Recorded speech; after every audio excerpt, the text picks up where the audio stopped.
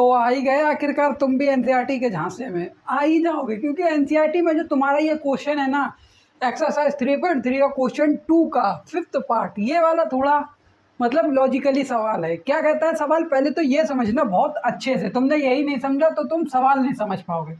एक बात कही गई है कि हमारी ये कोई एक लाइब्रेरी है, कोई भी लाइब्रेरी है तुम्हारे घर के पास ही वाली मान लो, ठीक है, वो फिक्स चार्ज लेती है स्टार्टिंग के 3 डेज का, मतलब फर्स्ट 3 डेज का, ठीक है, एंड उसके बाद and an additional charge for each day thereafter, मतलब फिक्स चार्ज लेती है 3 दिन का। जैसे कहने का ये है, तुम हो, तुम लाइब्रेरी है, तुमको किताब चाहिए 2 दिन के लिए, 2 दिन के लिए नहीं मिलेगी, 3 दिन के लिए मिल पाएगी, फिक्स चार्ज है 3 दिन का। या फिर तुम्हें 2 दिन के लिए लेनी है तो तुम 3 दिन का चार्ज पे करो और 2 दिन बाद लौटा जाओ, या 3 दिन बाद लौटा जाओ, मतलब 3 दिन का वो चार्ज तुमसे लगेगा ही लगेगा, इससे कम का चार्ज नहीं लगेगा। और 3 दिन से ऊपर देते हो तो तुम्हारा हर दिन का बढ़ता जाएगा, जो भी रुपए लगता हो, 5, 10, 15 जो भी लगता हो वो रुपए तुम्हारा बढ़ता जाएगा, ऐसे होगा इसमें सिस्टम। ओके, तो इन्होंने यही कहा है, शुरुआत के 3 दिन का तो फिक्स है चार्ज, एंड बाद में ईच डे का जो चार्ज है वो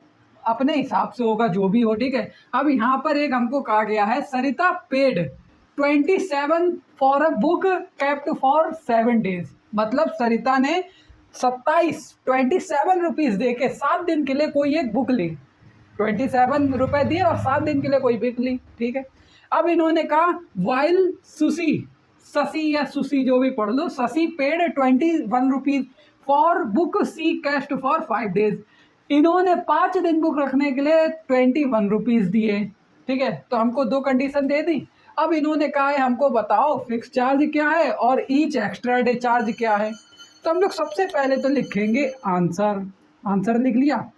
अब मान लेंगे let let us assume, let us assume नहीं, लेट अस बोलो, लेट्स लेट्स ठीक है, लेट्स पर डे चार्ज, पहले तो हम लोग लिखते हैं, हाँ, let's fix charges, fix charge जो हमारा फिक्स चार्ज है ना वो एक्स मान लिया,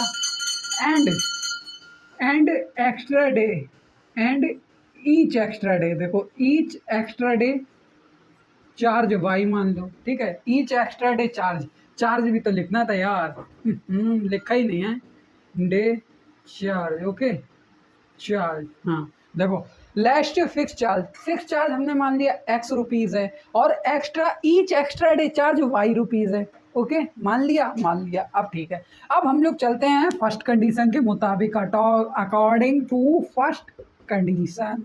फर्स्ट कंडीशन हमारी क्या कहती है, Sarita paid 27 rupees for a book kept for 7 days, ठीक है। अब हम लोग इसको लिखेंगे कैसे, तो ये समझना, देखो पहले तो तुम ये बात समझना कि मान लो सरिता जो है हमारी 7 दिन के लिए लेकर गई, हमारा देखो फर्स्ट डे ये है, second, third, fourth, fifth, six, 7, 7 दिन है ना, 7 दिन के लिए लेके गई। इसमें से ये जो हमारे 3 डेज है, ये स्टार्टिंग के 3 डेज, इनका तो इन्होंने कोई फिक्स चार्ज एक्स जो हमने माना है वो फिक्स चार्ज ले ही लिया। अब ये जो हमारे 4 दिन एक्स्ट्रा हैं, इनका हर एक के लिए Y Y Y Y rupees लेंगे, हर एक दिन का वाई वाई रुपीज़ लेंगे, वाई वाई वाई वाई लेंगे, ठीक है। अब हमको एक्वेशन लिखनी है, तो किस हिसाब से लिखोगे, 7 डेज की क्या बनी है एक्वेशन, एक्स प्लस 4 है ना वाई, तो 4 वाई हो गया, बराबर कितने रुपीज़ दिए भाई, 27 रुपीज़ दिए। ये हमारी एक्वेशन फर्स्ट बन गई। बोलो मज़ा आया, मज़ा आया। अब ये 5 दिन के लिए लेकर गई शशि, इसका क्या होगा भाई, तो इसका भी यही बन जाएगा, एक्स तो एक्स रहेगा, ये एक्स के अंदर तुम्हारे 3 दिन कट गए, क्योंकि एक्स जो है वो 3 दिन का फिक्स चार्ज है, तो 3 दिन कट गए। अब कितने, 2 दिन बचे, तो 2 वाई लिख देंगे, क्योंकि हर एक दिन का वाई वाई रुपीज़ दोगे तो 2 का मल्टीप्लाई कर दो, वाई में 2 वाई हो गया, कितने रुपीज़ दिए, 21। ये हमारी हो गई एक्वेशन सेकंड। अब यहाँ पर हम लोग इसको खट्टा पीटी कर लेते हैं, तो देखना यहाँ पर ये प्लस का एक्स, इसको माइनस का करा, इसको माइनस का और इसको माइनस का, ठीक है। अब तुम कहोगे ये जरूरी था करना, हाँ ये जरूरी है। अगर मान लो तुम्हारे सामने ये एक्स प्लस का होता और ये माइनस का होता तो फिर हम लोग ये नहीं करते, क्योंकि ये पहले ही कट जाते। अगर नहीं कट रहा है ना, वेरिएबल नहीं कट रहा है, तो हम लोगों को साइन चेंज करने की ज़रूरत होती है, ठीक है। ठीक, तो हमने साइन चेंज करा, अब हमारा ये एक्स कट गया, कट गया। अब प्लस माइनस माइनस हो गया, 4y में से 2y गया, बचा 2y, प्लस का आएगा या माइनस का, प्लस का आएगा क्योंकि 4 बड़ा है, 4 के आगे प्लस लगाए। ओके, अब यहाँ देखो प्लस माइनस माइनस, 27 में से 20 बन गया, बचे 6, प्लस का आएगा क्योंकि 27 बड़ा है, इसके आगे प्लस का लगाए, 6 आ गया। अब y बराबर जो हमारी वैल्यू हो गई वो हो गई 3, क्योंकि 2 से 6 3 बार में चला गया। अब हम लोग ये y की वैल्यू रखते हैं, पुट वैल्यू y इन एक्वेशन फर्स्ट। देखो जो भी एक्वेशन इजी हो, जो भी दोनों में एक्वेशन इजी हो उसमें रख देना। यहाँ पर दोनों ही एक्वेशन जो हमारी है ना इजी है, तो हम लोग फर्स्ट वाली में रख देते हैं। तो क्या हो जाएगा, x प्लस 4 और y की वैल्यू कितनी 3 इंटू 3 इक्वल्स टू 27। अब एक बात ये याद रखना, बहुत तुम्हारे मन में ख्याल तो आते ही हैं उन्हें, तो ये भी एक ख्याल आया होगा। क्या ख्याल आया होगा कि यार ये y जो है हमारा, ये जो y है इसको हम लोग जब भी किसी की वैल्यू पुट करते हैं मल्टीप्लाई क्यों करते हैं, प्लस माइनस क्यों नहीं। तो मैं तुमको बता दूं, जब भी तुम्हारे नंबर के साथ कोई वेरिएबल हो, मान लो 4 है, 4 के साथ z है या x है या y है या b है या p है या c है या d है, कोई भी वेरिएबल अल्फ़ाबेट होते हैं, कोई भी अल्फ़ाबेट हो, तो हमेशा जो इन दोनों के बीच में साइन होगा, जैसे 4p लिखा है तो इन दोनों के जो बीच में साइन होगा वो इनविजिबल रहेगा उस समय के लिए। लेकिन जब हम लोग ये वेरिएबल की वैल्यू रखेंगे तो वो साइन विजिबल हो जाएगा, जो कि होगा मल्टीप्लाई के रूप में। ओके, प्लस माइनस नहीं होता यहाँ, इतना याद रखना, इसलिए हम लोग मल्टीप्लाई करते हैं। अब क्या हो गया, x plus 12 equals to 27, x बराबर हो गया 27 माइनस का 12, कितना हो गया, x में 27 जो है इसको पुट कर दो, अरे 27 में 12 घटा दो, कितना बचा, x बराबर 15। ये हमारी x की वैल्यू आ गई। तो भैया अब हम लोग यहाँ पर ऐसा ही करके नहीं छोड़ेंगे, हम लोगों को इसमें भी वैल्यू पुट करके दिखानी है। क्वेश्चन में कहा गया था फिक्स चार्ज बताओ, तो यहाँ हम लोग लिखेंगे फिक्स चार्ज जो है, फिक्स चार्ज 3 डेज का जो फिक्स चार्ज है वो है कितना, 15 रुपीज़, क्योंकि फिक्स चार्ज हमने x माना था और x बराबर आया 15, तो फिक्स चार्ज जो है वो है 15 रुपीज़। और हमारा जो पर डे चार्ज है, पर डे चार्ज है, वो हमारा पर डे का चार्ज कितना है, 3 रुपीज़। कितना है, 3 रुपीज़। और रुपीज़ का सिंबल लगाना मत भूलना भाई साहब, किस भ्रम में हो, अगर रुपीज़ का नहीं लगाया ना तो नंबर गए।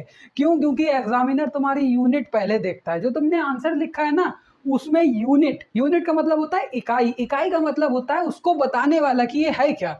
ऐसे मान लो मैं अभी रुपीज़ का साइन ना लगाऊं तो ये 15 इंच भी हो सकता है, सेंटीमीटर भी हो सकता है, किलो भी हो सकता है, लीटर भी हो सकता है, मुझको नहीं पता ना क्या होगा। तो तुमको लिखना चाहिए कि हाँ ये रुपीज़ है, तो मुझको पता लगेगा हाँ 15 रुपीज़ है, ठीक है, ऐसे करके करना है। अब ये हमने आंसर तो निकाल लिया, इसकी जांच भी करनी है कि भाई ये गलत है या सही है, तो कैसे होगी वो मैं बता दूं।